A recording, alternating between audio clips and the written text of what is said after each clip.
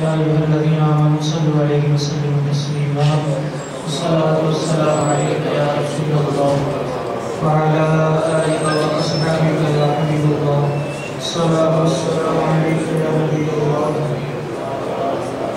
وعلى آلك وأصحابك يا نور الله. آج انشاءاللہ زوجہ رمضان کی برکت سے نماز جنازہ کے متعلق چند باتیں سننے کی سعادت حاصل کریں گے. اللہ کریم جو سنے سنائے عمل کرنے یاد رکھنے اور دوسروں تک پہنچانے کی بھی توفیق عطا فرمائے. حقیقت ہے کہ ایک دن ہر ایک نے دنیا سے جانا ہے اور دنیا سے جانے کے بعد جو مراحل آتے ہیں اللہ کریم سب کو اس میں کامیابی عطا فرمائے. سب سے پہلا مرحلہ دنیا سے جانے کے بعد وہ نماز جنازہ ہوتا ہے اور جنازے کے اندر جس کو کامیابی مل گئی، کامیابی صورت میں کہ جتنے مسلمان شریک ہوں گے شرکت کر کے دعا مانگیں گے، اس دعا کی برکت سے اللہ پاک برکتیں عطا فرمائے گا. اور اس کے ساتھ ساتھ دعا کے علاوہ کامل ایمان والے جب شرکت کریں گے نماز جنازہ کے اندر تو اس کی بھی بڑی برکت ہوگی. جیسا کہ میرے اور آپ کے آقا صلی اللہ علیہ وسلم نے ارشاد فرمایا، بندہ مومن جب دنیا سے جاتا ہے تو جب دنیا سے جاتا ہے اس کے جنازے کے اندر 4 ایسے ایمان والے جنہوں نے کبھی شرک نہ کیا ہو، اگر وہ گواہی دے دیں کہ یہ دنیا سے جانے والا بندہ بہت اچھا انسان تھا، اخلاق والا تھا، تو اللہ کریم ان 4 ایمان والوں کی گواہی کی برکت سے مرنے والے کی بخشش عطا فرما دیتا ہے. اور ایک اور حدیث پاک میں فرمایا کہ جس کے جنازے کے اندر 40 یا 80 لوگ صاحب ایمان شرکت کرتے ہیں تو اللہ کریم ان کی برکت سے مرنے والے کی بخشش فرماتا ہے. تو یہ باتیں ہمارے لیے اس لیے ہیں تاکہ بندہ غمزدہ نہ ہو، کیونکہ مرنے کے بعد دعا تو اثر کرتی ہے، لیکن مرنے سے پہلے جو جنازے میں شریک ہوتے ہیں ان کے لیے چند باتیں ہیں جو شریعت نے لازم کی ہیں. سب سے پہلے میں آغاز کروں گا اس بات سے کہ اکثر اوقات میں دوست کا جنازہ پڑھنے جاتا ہوں، رشتہ دار کا جاتا ہوں، آپ لوگ جاتے ہیں تو مقصد ہمارا کیا ہوتا ہے؟ یا وہ دوست کا والد فوت ہو گیا ہے، اس کا بھائی فوت ہو گیا، یا خود وہ دنیا سے چلا گیا، ہمارا رشتہ دار فلاں تھا وہ دنیا سے چلا گیا، تو ہمارا مقصد یہ نہیں ہوتا کہ ہم جائیں اور جنازہ پڑھ کے دعا مانگ کر اس کی بخشش کریں. اکثر اوقات ہمارا مقصد یہ ہوتا ہے کہ ہم ان کو دکھانے کے لیے کہ جنازہ نہ پڑھا تو پھر وہ کیا کہیں گے. پھر اکثر اوقات جب جنازہ پڑھ لیا جاتا ہے تو جو ان کا قریبی ہوتا ہے ہم اس سے مصافحہ کرتے ہیں، اس سے گلے ملتے ہیں. کیوں گلے ملتے ہیں؟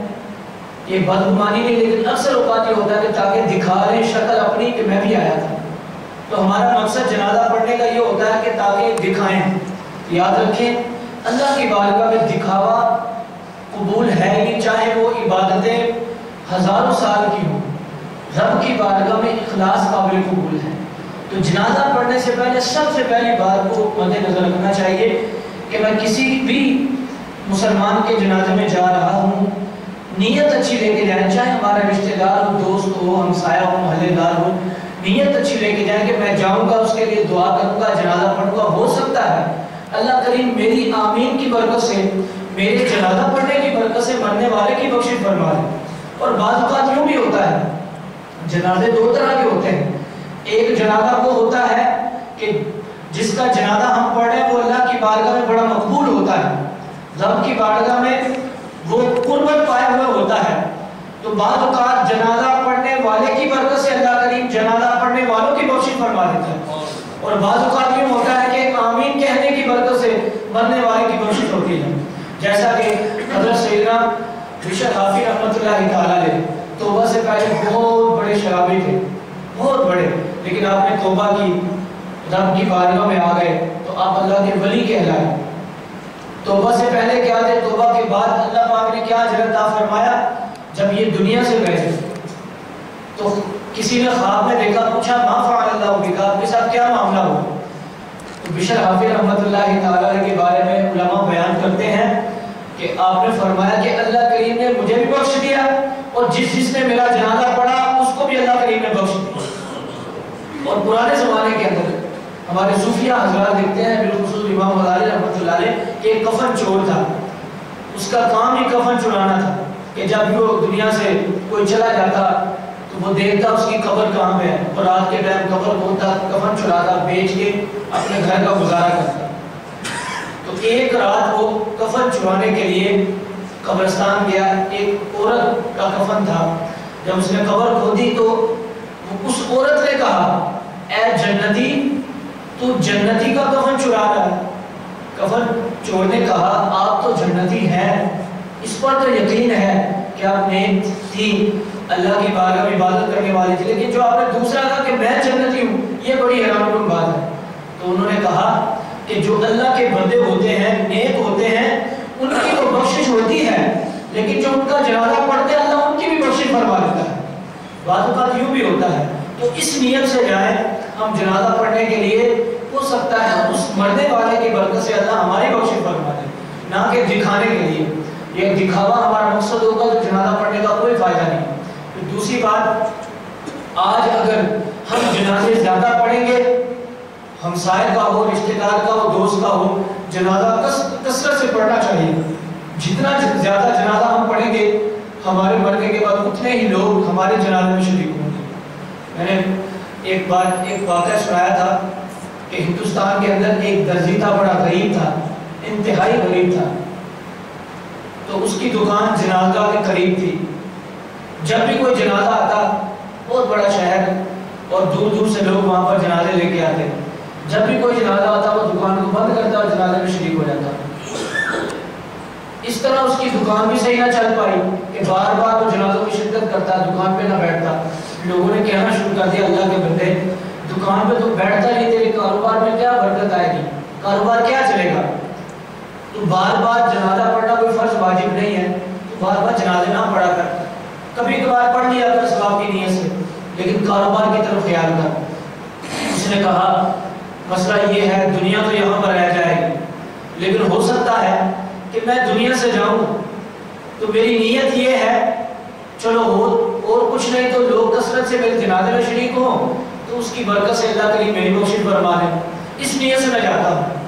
کہتے ہیں ایک وقت وہ بھی آیا، ہر ایک کو اجل آنی ہے، دنیا سے جانا ہے۔ اس کی جب موت ہوئی تو چند لوگ، کیونکہ غریب تھا، غریب کا جنازہ پڑھنے کے لیے چند لوگ ہوتے ہیں اکثر اوقات، بڑا امیر کبھی چاہے وہ سود خور ہو، رشوت خور ہو، لوٹ مار کرپشن کرنے والا ہو، تو بڑے بڑے لوگ اس کے جنازے میں شرکت کرتے ہیں۔ آج کل تو رواج یہ ہے، وہ غریب جو حلال کمائی کماتا ہے اس کے جنازے میں محلے دار بھی شرکت نہیں کرتے۔ آج تو حال یہ ہے، اس درجے کے جنازے میں بھی چند لوگ تھے، بالکل ہی وہ بھی قریبی لوگ گنتی کے۔ جب وہ جنازہ کے قریب آئے تو ادھر اس کے جنازے سے پہلے جنازہ کے اندر اس شہر کے جو بڑے عالم تھے ان کا جنازہ ہو رہا تھا، اور لوگ جنازہ پڑھ کے باہر آ رہے تھے۔ چونکہ ان دنوں ٹیلی فون کا دور نہیں تھا، سوشل میڈیا کا دور نہیں تھا کہ پتہ چل رہا ہے پھر فوراً، اور آدھے لوگ باہر آ رہے تھے اور آدھے لوگ جنازہ پڑھنے کے لیے آ رہے تھے، وہ جو عالم فوت ہوئے تھے۔ لیکن جو آ رہے تھے ان کا جنازہ نہ ان کو مل سکا، لیکن یہ جو درزی تھا اس کا جنازہ اندر جا رہا تھا۔ اب جب اندر گیا تو لوگوں نے دیکھا یار ایک اور میت آ گئی ہے۔ اب جو باہر آئے تھے وہ بھی وہاں پر رک گئے، اور جو آدھے لوگ، وہ جو علامہ صاحب فوت ہوئے تھے ان کے جنازے میں آئے تھے، وہ بھی اندر آ گئے۔ چلو یار علامہ صاحب کا جنازہ نہیں ملا تو اس غریب کا جنازے پڑھ لیتے۔ کہتے ہیں وہ جو عالم تھے شہر کے بڑے، ان کے جنازے میں جتنی تعداد تھی اس سے ڈبل اس درزی کے جنازے میں لوگ شریک ہوئے تھے۔ تو پتہ یہ چلا جو اخلاص کے ساتھ اللہ کی محبت کے لیے کسی مسلمان کے جنازے میں شرکت کرتا ہے تو اللہ اس کے جنازے میں دکھا دیتا ہے، پتہ چل جاتا ہے کہ کوئی دنیا سے جانے والا گیا ہے۔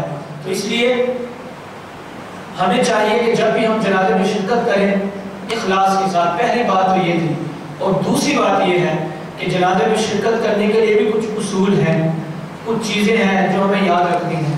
یہ نہ ہو باپ کا جنازہ آگے رکھا ہو، بھائی کا جنازہ رکھا ہو، ماں کا جنازہ رکھا ہو، تو بیٹے کو جنازہ پڑھنا ہی نہیں آتا، پڑھانا تو دور کی بات ہے، جنازہ نہیں پڑھنا نیت ہی نہیں یاد جناب کو ثنا ہی یاد نہیں ہے، درود پاک یاد نہیں ہے جو پڑھنا ہے، ان کو پتہ ہی نہیں ہے کہ اللہم اغفر لحینا و میتنا بھی کوئی دعا ہے، یہ پتہ ہی نہیں ہے۔ تو بھائی جب ہمارے والد کا، ہماری ماں کا، ہمارے رشتہ دار کا جنازہ آگے رکھا ہو اور پڑھنے والے کو کچھ پتہ نہ ہو، وہاں پر کیا حال ہوگا؟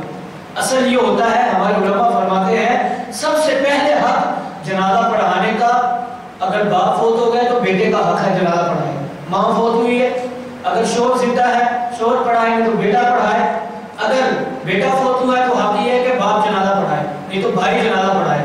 لیکن آج حال کیا ہے، پڑھانا تو دور کی بات، پڑھنا ہمیں نہیں آتا۔ تو یہ پڑھنے کے لیے کچھ اسباب ہیں، کچھ اصول ہمیں مہیا کیے گئے ہیں، تو ان کو یاد رکھنا ہمارے لیے ضروری ہے، یہ ہمارے لیے لازم ہے۔ آج اگر ہم جنازہ یاد کر کے، جو نماز جنازہ میں دعائیں پڑھی جاتی ہیں یاد کر کے جائیں گے، تو کل کو ہمارے نماز جنازہ میں بھی لوگ وہ آئیں گے کہ جن کو کچھ یاد ہوگا، جن کو کچھ سبق یاد ہوگا تو تبھی چھٹی ملتی ہے، نہ یاد ہو تو چھٹی بھی نہیں ملا کرتی۔ تو اللہ کی بارگاہ میں اگر جہنم سے چھٹکارا حاصل کرنا چاہتے ہیں تو کچھ نہ کچھ یاد ہی کرنا پڑے گا۔ تو اس لیے سب سے پہلی بات یہ ہے کہ ہمیں جنازے میں جو کچھ پڑھا جاتا ہے اس کو یاد ہونا چاہیے۔ آج کل لوگ شرماتے ہیں کہ میری عمر 40-50 سال ہو گئی تو میں یاد کروں گا، شرم آتی ہے، کسی کو سناؤں گا شرم آتی ہے۔ تو اس شرم سے باہر نکل کر ہم کسی کو سنائیں، جو یاد کرنا ہے اس کو یاد کریں۔ یہ نہ ہو کہ آج ہم یاد نہیں کر رہے تو کل قیامت کے دن ہم سے پوچھ لیا جائے کہ تم اتنا بھی نہیں کر سکے کہ تم نماز میں جو کچھ پڑھا جاتا ہے اس کو یاد کر لیتے، یا نماز جنازہ میں جو پڑھا جاتا ہے اس کو یاد کر لیتے۔ تو اس لیے سب سے پہلے نیت یاد ہونی چاہیے۔ دوسری بات یہ ہے کہ پہلی تکبیر میں سلام پڑھی جاتی ہے جو ہم نماز میں پڑھتے ہیں، وہ تلفظ کے ساتھ یاد ہونی چاہیے، اور دوسری تکبیر میں درود ابراہیمی ہمیں یاد ہونا چاہیے۔ یہ میں درود ابراہیمی اس لیے بتا رہا ہوں کہ نماز جنازہ میں درود پاک اور پڑھا جاتا ہے، لیکن اگر درود ابراہیمی بھی پڑھ لیں گے تو کوئی مسئلہ نہیں ہوگا، یہ بھی ٹھیک ہے، یہ بھی تلفظ سے یاد ہونا چاہیے۔ اور تیسری تکبیر میں یاد رکھیں اللہم اغفر لحینا و میتنا و شاہدینا، یہ مکمل دعا ہمیں یاد ہونی چاہیے، کوشش کر کے یہی دعا یاد کریں۔ اور جو آخری تکبیر کہی جاتی ہے وہاں پر ایک مسئلہ یہاں پر ضرور عرض کروں گا، آخری تکبیر میں امام صاحب سلام پھیرتے ہیں، تو جب ایک طرف سلام پھیرتے ہیں تو کئی لوگ ایسے ہوتے ہیں وہ ایک ہاتھ چھوڑتے ہیں ایک سلام پر اور دوسرا ہاتھ دوسری سلام پر چھوڑتے ہیں، یا کئی ایسے لوگ ہوتے ہیں کہ وہ جب دونوں طرف سلام پھیر دی جاتی ہے اس وقت دونوں ہاتھ چھوڑتے ہیں۔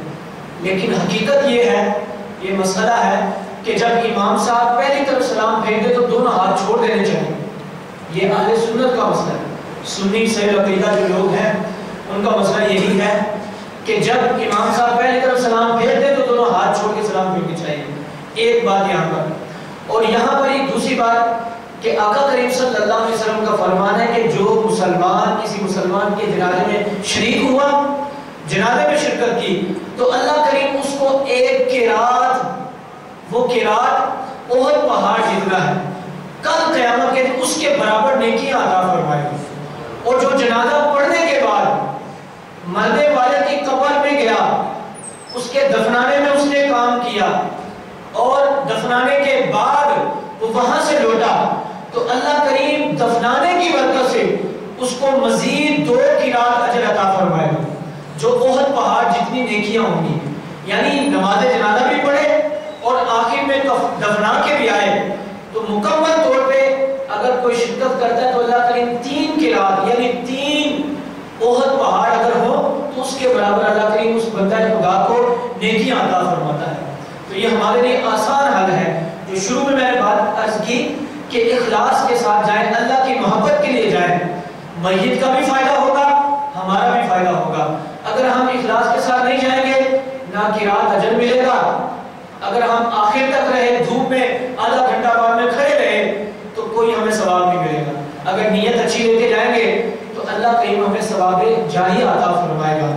پھر کئی لوگ کہتے ہیں نماز جنازہ کے بعد دعا بھی مانگنی چاہیے، نماز جنازہ دعا خود ہے۔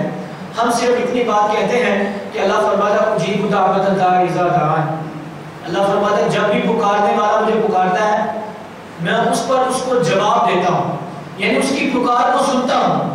تو ہم صرف اتنی بات کہتے ہیں کہ دعا مانگنا جو ہے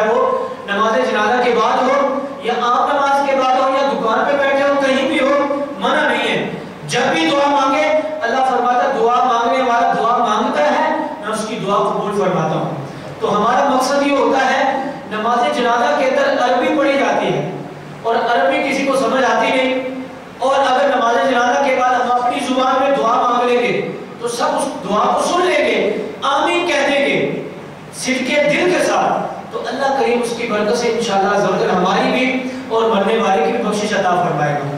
پھر اس کے بعد ہم قبر میں جاتے ہیں اور وہاں پر دفنانے کا انتظام ہوتا ہے، تو سارے معاملات وہاں پر ہوتے ہیں، مٹی ڈالی جاتی ہے، اور یہ بھی فرمایا گیا کہ اگر کسی نے اللہ کو راضی کرنے کے لیے کسی مرنے والے کی قبر کے اوپر مٹی ڈالی، جتنی وہ مٹی ڈالے گا اس کے ہر ذرے کے برابر اللہ کریم اس کو نیکیاں عطا فرمائے گا۔ تو آپ اندازہ کر لیں۔ پھر یہ بھی فرمایا کہ جو آج کسی کی قبر پر مٹی ڈالے گا، کل جب وہ دنیا سے جائے گا اس کے ساتھ بھی یہی حال ہوگا، کیونکہ آج ہمیں پتہ نہیں کہ ہماری موت نہر میں آنی ہے یا دریا میں، یا ہماری موت کہاں آنی ہے۔ موت کا سب کو یقین ہے، لیکن کوئی یہ نہیں یقین کے ساتھ کہہ سکتا کہ مجھے دفنایا بھی جائے گا یا دفنایا بھی جائے گا، یہ یقین کے ساتھ نہیں کہہ سکتا۔ کیوں؟ کیا خبر ہماری موت کہاں پر آئے اور ہمیں کفنانے دفنانے والے لوگ نہ ملے۔ تو اس لیے آج ہم محبت کے ساتھ شرکت کریں گے تو کل ہم دنیا سے جائیں گے تو ہمارے ساتھ انشاءاللہ عز و جل یہی حال ہوگا۔ تو یہاں پر ایک اور بات، جیسے چند دن پہلے بھی عرض کی تھی کہ جب دعا مانگتے ہیں تو اس کے بعد اذان پڑھی جاتی ہے، تو اذان پڑھنا قبر کے اوپر کوئی غلط چیز نہیں ہے، بالکل مستحب عمل ہے۔ اگر کوئی پڑھ لے گا تو اس کو اللہ پاک اجر عظیم عطا فرمائے گا، نہ پڑھے گا تو پھر بھی کوئی گناہ نہیں، پڑھ لے گا تو ثواب مل جائے گا۔ تو اللہ کریم کی بارگاہ میں دعا کرتے ہیں نماز جنازہ کے اندر جو چیزیں لازم ہیں ہم سب کو مکمل طور پر ان کو یاد کرنے کی بھی توفیق عطا فرمائے، اور خاص طور پہ جب بھی کہیں بھی شرکت کریں تو اللہ کریم ہمیں اپنی رضا کے لیے نماز جنازہ میں شرکت کرنے کی بھی توفیق عطا فرمائے۔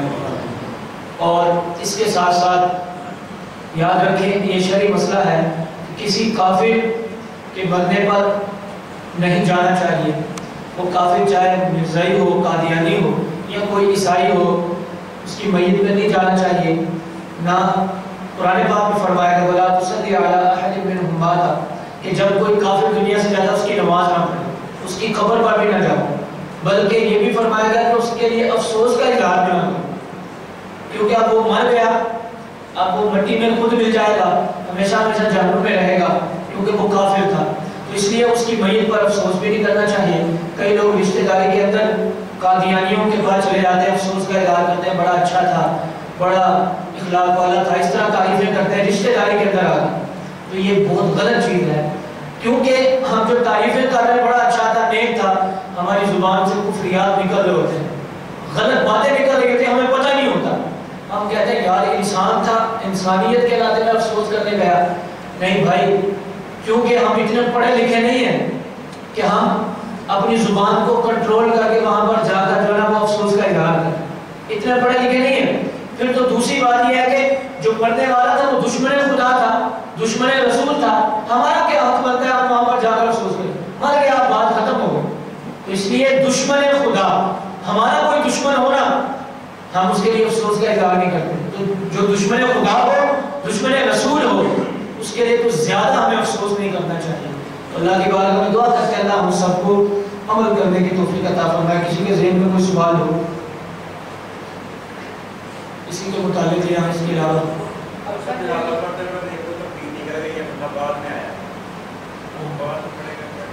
بڑا اچھا سوال انہوں نے کیا۔ سوال کرنے کا فائدہ یہ ہوتا ہے باتیں کئی یاد ہوتی ہیں لیکن ذہن سے نکل جاتی ہے بیان کرتے ہوئے۔ بعض اوقات یہ بھی ہوتا ہے کہ نماز جنازہ ہم پڑھنے کے لیے آ رہے ہوتے ہیں تو 2-3 تکبیریں ہو جاتی ہیں، 2 ہو گئی، 1 ہو گئی۔ اس کے لیے حکم یہ ہے جنازے میں ہم شرکت کریں تو جب امام صاحب سلام پھیریں تو اس وقت جس طرح ہم عام نماز کے اندر باقی رکعتیں پڑھتے ہیں اسی طرح ہم خود ہی اپنی زبان سے اللہ اکبر کہہ کے جو ہماری تکبیر رہ گئی ہو 1 یا 2، یعنی اگر ثنا ہم پڑھی پہلی تکبیر میں ثنا نہ پڑھی ہو تو ہم اللہ اکبر کہہ کے ثنا پڑھ لیں، دوسری تکبیر رہتی ہو تو درود پاک پڑھ لیں اللہ اکبر کہہ کے، یعنی جو تکبیریں رہتی ہوں اسی طرح ہم تکبیریں کہہ کے جو پڑھا جاتا ہے اس کو پڑھ لیں۔ لیکن ایک بات یہاں پر یاد رکھیے گا، اگر آپ کو یقین ہو کہ امام صاحب سلام پھیریں گے، میں تکبیریں کہنے کے بعد سلام پڑھوں گا، درود پاک پڑھوں گا، تو لوگ دعا مانگ کر بھی سائڈ پہ ہو جائیں گے، یعنی صفیں توڑ دیں گے، تو اس وقت حکم یہ ہے کہ آپ امام صاحب سلام پھیریں تو آپ جتنی آپ کی تکبیریں رہتی ہیں آپ اتنی ہی تکبیریں صرف اللہ اکبر کہہ کے سلام پھیریں، کچھ نہ پڑھیں۔ دو چیزیں ہیں یہاں پر، ایک بات یہ ہے اگر آپ کو یقین ہے کہ میں تکبیر کے ساتھ ساتھ پڑھ بھی لوں گا تو پڑھنا چاہیے جو تکبیرات کے اندر پڑھنا رہ گیا ہے۔ اگر یقین ہو کہ میں پڑھنے لگوں گا تو لوگ بکھر جائیں گے تو پھر صرف تکبیریں کہہ لیں، انشاءاللہ نماز جنازہ ادا کریں۔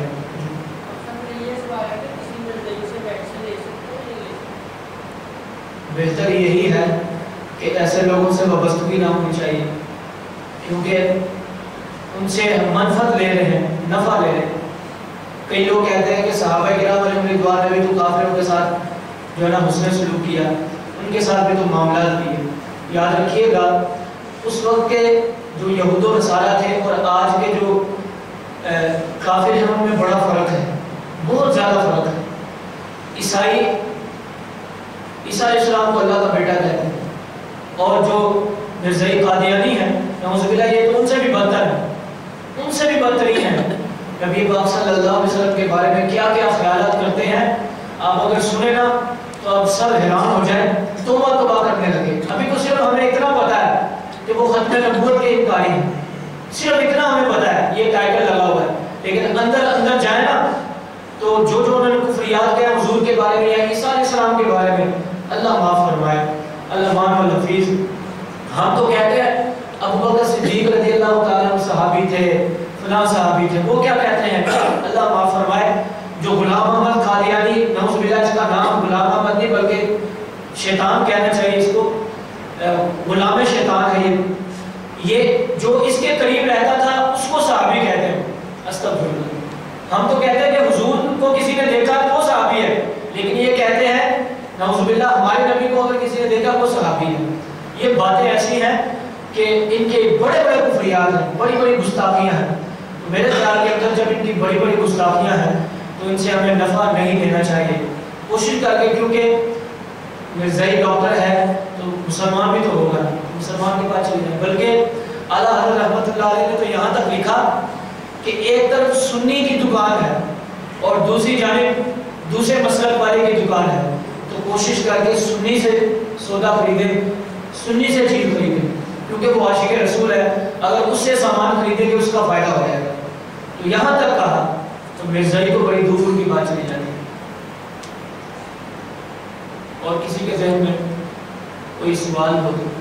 پینٹ فولڈ کر کے نماز پڑھتے ہیں، نماز ہو جاتی ہے کہ نہیں؟ پینٹ فولڈ کر کے، یہاں پر دو حدیثیں بات عرض کروں گا۔ ایک نبی پاک صلی اللہ علیہ وسلم کے بارے میں یہ فرمان ہے کہ آپ نے ٹخنوں سے اوپر جو ہے وہ شلوار اور تہمد رکھنے کا حکم دی، یہ حکم سے مراد کی فضیلت والی بات ہے۔ اور دوسرا مکروہ تحریمی شامل ہوتا ہے، حضور نے حکم دیا کہ اپنے کپڑوں کو فولڈ نہ کرو، اس کو موڑو نہ اپنے کپڑوں کو۔ تو دونوں میں بڑا فرق ہے۔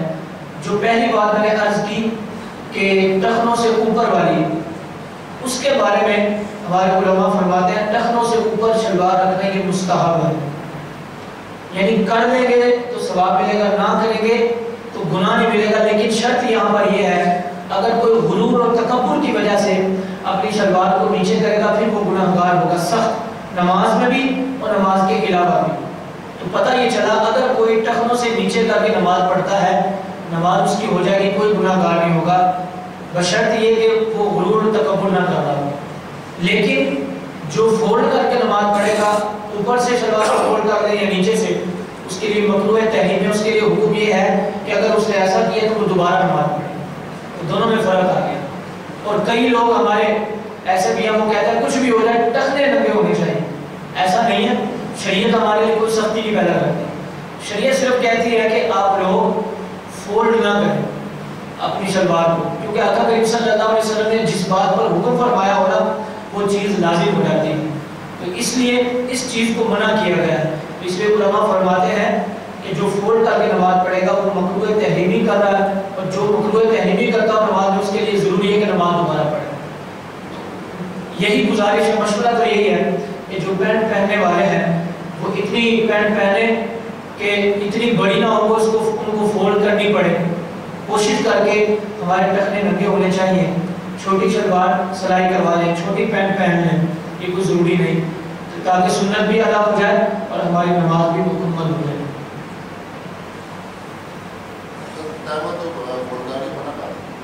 وہ علیحدہ چیز ہے، وہ تو باندھنے کے لیے،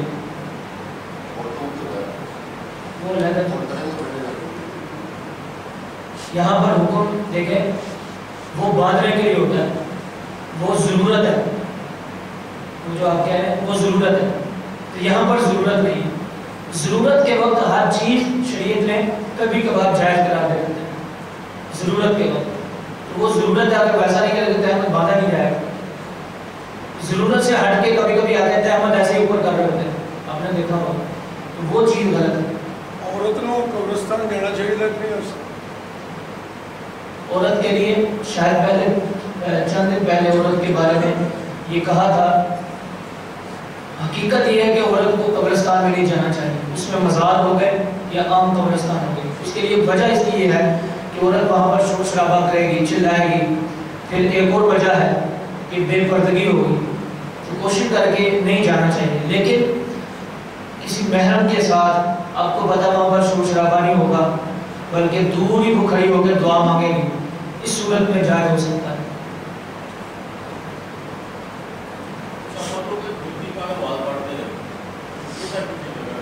یہ بھی آپ نے بات یاد کروا دی۔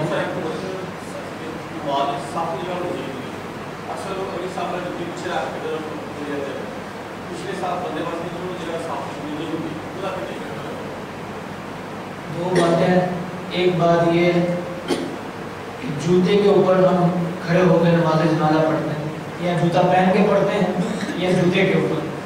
اعلیٰ حضرت رحمۃ اللہ علیہ نے فتاوی رضویہ میں یہ لکھا ہے کہ جوتا پہن کے نماز نہیں پڑھنی چاہیے نماز جنازہ، اس لیے کہ ہمیں نہیں پتا کہ ہمارا جوتا کہاں سے ہو کے آیا ہے، ناپاکی کے اوپر ہو گیا ہے یا پاکی کے اوپر ہو گیا ہے۔ تو سب سے پہلی بات یہ کوشش کر جوتا اتار کر ہمیں نماز جنازہ پڑھنی چاہیے۔ کئی لوگ بڑے ہوتے ہیں، وہ کپڑے اچھے پہن کے آتے ہیں، نماز جنازہ میں بھی ابھی اچھے کپڑے پہن کے آتے ہیں لوگ۔ پہلے تھا کہ لوگ کہتے ہیں فوت ہونے والا ہے تو اچھے کپڑے نہ پہن کے آئے، ابھی اچھے کپڑے پہن کے آتے ہیں تاکہ لوگ وہاں پہ آئے ہوتے ہیں۔ تو جو اچھے کپڑے پہن کے آتا ہے وہ سمجھتا ہے کہ میں جوتا اتار کے پڑھوں گا، میرے پاؤں گندے ہو جائیں گے، میں نے جرابیں پہنی ہوئی ہیں وہ گندی ہو جائیں گی، وہ اپنی شان میں کمی سمجھتا ہے، حالانکہ ان کو پتہ نہیں ہے کہ ہم نماز جنازہ پڑھنے آئے ہیں۔ تو یہاں پر تو عاجزی کا مقام ہے، یہاں غرور تکبر کا مقام ہی نہیں ہے، یہاں عزت و انکساری کا مقام ہے۔ تو اس لیے کوشش کر کے جوتا پہن کے نماز پڑھیں یا جوتے کے اوپر پاؤں رکھیں، بات تو ایک ہے، بات تو ایک ہی ہے نا، نیچے تلوے پتہ نہیں۔ ہاں اگر آپ کو یقین ہو مکمل طور پر کہ میرے جوتے بالکل پاک ہیں، کسی ناپاکی کے اوپر سے گزر کر نہیں آئے، بالکل پاک ہے، پھر جوتے کے اوپر پاؤں رکھ کر نماز پڑھنا صحیح ہو سکتا ہے یہ۔ لیکن اگر یقین ہو، اگر شک و شبہ میں بات ہے، یا میرے خیال میں کوئی یقین نہیں کر سکتا جوتے کے بارے میں آج کل خاص کر کہ کہاں سے ہو گیا ہے جوتے، اس لیے کوشش کر کے جوتے اتار کر ہی نماز جنازہ پڑھنی چاہیے۔ دوسری بات یہ ہے، ڈاکٹر صاحب فرما رہے ہیں کہ جوتے آگے رکھے ہوں یا پیچھے رکھے ہوں۔ اگر ہم اپنے پیچھے رکھتے ہیں جوتے تو پیچھے والے وہ پریشان ہوتے ہیں، آگے رکھتے ہیں تو خود ہی ہمارے جوتوں کی طرف دھیان رہتا ہے، نماز جنازہ کی طرف توجہ نہیں رہتی۔ یہ ہمارا نماز جنازہ یہاں پر بنا ہوا ہے، یہ تو ماشاءاللہ اچھا بنا ہے، یہاں جوتا اتارنے کے لیے جگہ ہے پیچھے۔ لیکن ڈاکٹر صاحب اصل میں ہوتا یہ ہے کہ اکثر نماز جنازہ